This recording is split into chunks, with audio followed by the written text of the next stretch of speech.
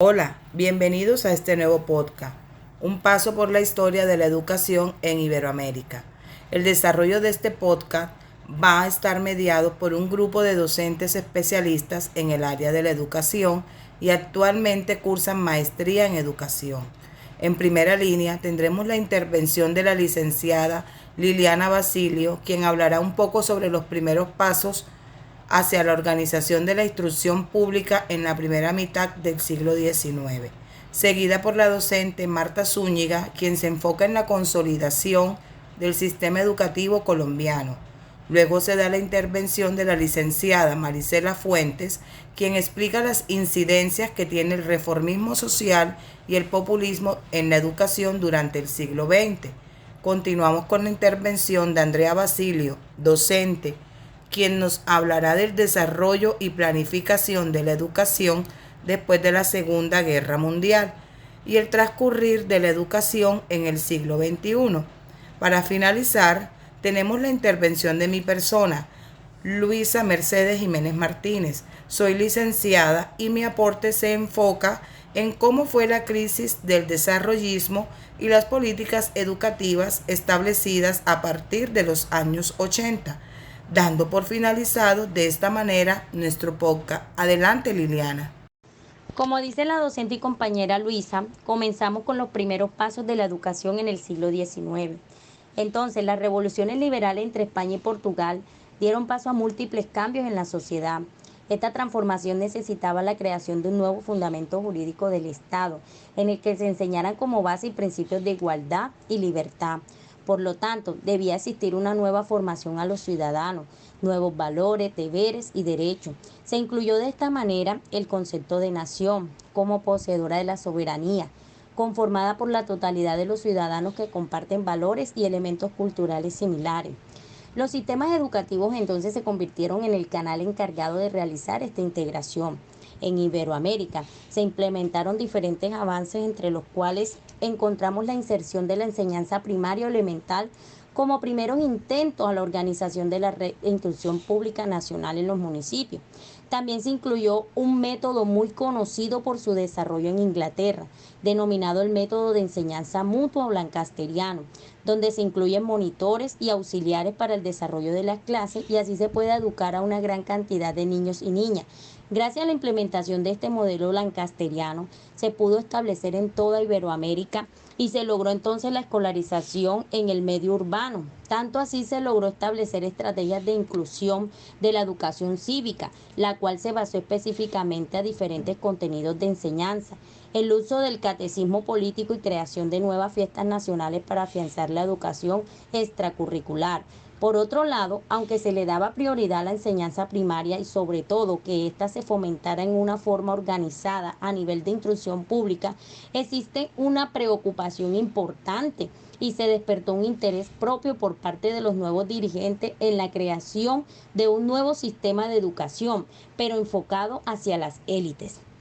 El surgimiento de las universidades se da en el siglo XVI y XVII, las cuales se derivan de las comunidades religiosas católicas que hacían presencia en el país. Los padres dominicos y los jesuitas llegaron al continente en el periodo de la conquista. Ellos tuvieron la intención de extender el cristianismo y así ejercer la enseñanza desde prácticas de la fe. Ahora los dejo con la licenciada Marta Zúñiga.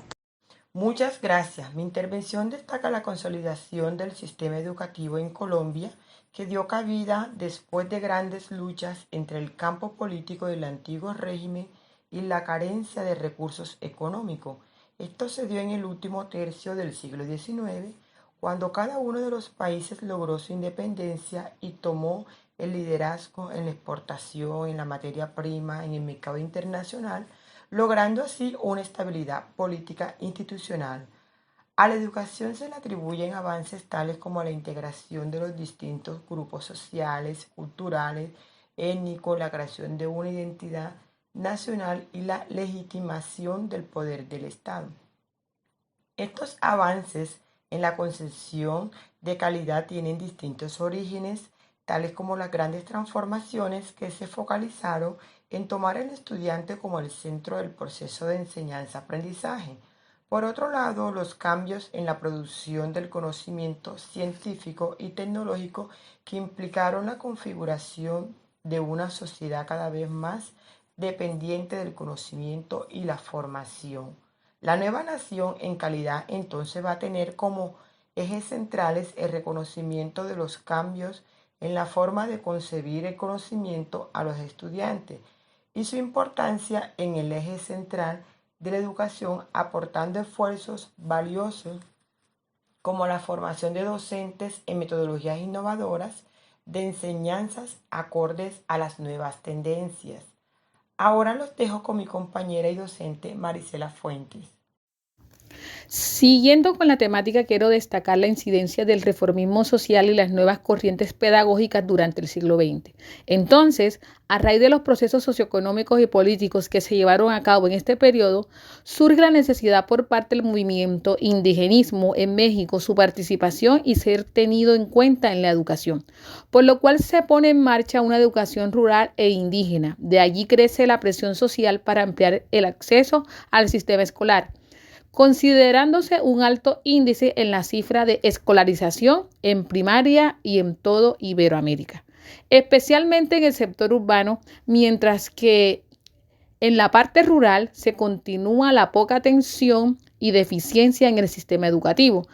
También se resalta que en la enseñanza secundaria se incrementó el número de instituciones públicas, siendo directamente proporcional con el incremento del número de estudiantes. En este periodo, en los grupos sociales, cabe resaltar los movimientos docentes y estudiantiles, los cuales contribuyeron al crecimiento de la clase media. Igualmente, el aumento de porcentajes de docentes femeninos y su protagonismo en los diferentes movimientos sociales.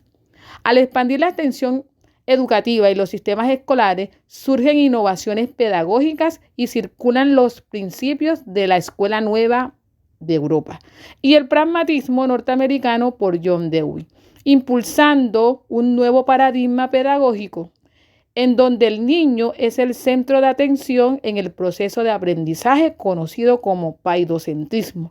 A continuación, los dejo con la profesora Andrea Basilio. Hoy estaremos dándole una mirada de cómo se ha desarrollado y planificado la educación después de la Segunda Guerra Mundial y el transcurrir de la educación en el siglo XXI. La segunda mitad del siglo XX, los organismos internacionales, con su diseño de políticas y estrategias nacionales de la reforma educativa, tuvieron un gran impacto en el sistema educativo, bajo el paradigma de un pensamiento tecnocrático y teórico del capitalismo humano. Esta perspectiva del sistema educativo intentó compensar mediante la aplicación de criterios acogidos de empresas privadas que adoptaban un pensamiento nacionalista, eficiencia y apolitismo a la gestión estatal del desarrollo económico, de tal forma que involucraron el campo educativo como una inversión capitalista. Esta nueva estrategia desarrollista y planificadora logró introducir diversos temas estadísticos y cuantitativos en las cuales intervinieron protagonistas como la CEPA, la OEA y la ODE. Este consenso fue muy significativo para las nuevas reformas que conllevaron implementar régimen educativo de carácter similares a los gobiernos militares, dictaduras e incluso a los regímenes democráticos. Estas nuevas políticas educativas en la América Latina tuvieron varias conferencias donde dieron campo abierto a la educación gratuita y obligatoria, con ideas de planificación educacional en relación con el desarrollo económico y social, con cabida a las principales contribuciones de desarrollismo clásico en el plano político y económico, con resultado de una coalición de clases que incluyeron la burguesía nacional, la burocracia pública y los trabajadores urbanos en el plano económico. Debido a estas características, el reto del modelo educativo durante el siglo XXI ha sido de una transformación en el sistema educativo, ofreciendo una educación de calidad adaptada a los avances actuales que permitan prolongar la labor de la escuela a lo largo de la vida. A continuación los dejo con mi compañera licenciada Luisa Jiménez. Llegando casi al final de este episodio, quiero destacar el concepto de desarrollismo en la década de 1980. Fue totalmente vetado, debido a que se le conoce como la década perdida. Este cambio en la economía a nivel Latinoamérica dio cabida a un nuevo ciclo que incluyó nuevas reformas educativas en los países como Chile, Argentina, México, Colombia, Bolivia, entre otras reformas que fueron establecidas con el fin de promover educación superior. De esta manera, los procesos de reformas conllevan a la reducción del gasto público, enfocando en el sector educativo y así derivando un detrimento entre la enseñanza oficial y la privada. La censura del desarrollismo también llevó a la falta de pago de los salarios a los docentes, teniendo como consecuencia el abandono de la carrera y desempeñarse en otro medio de subsistencia para mejorar su calidad de vida. Esta crisis establece la privatización de la enseñanza, transformándose entonces las instituciones oficiales del Estado en instituciones privadas. No solo las reformas educativas tienen efectos en el sector económico y en el papel del Estado, sino que se tienen en cuenta en los procesos de democratización que salen de las dictaduras, trayendo conceptos controversiales como la equidad, la crisis en valores y la gobernabilidad.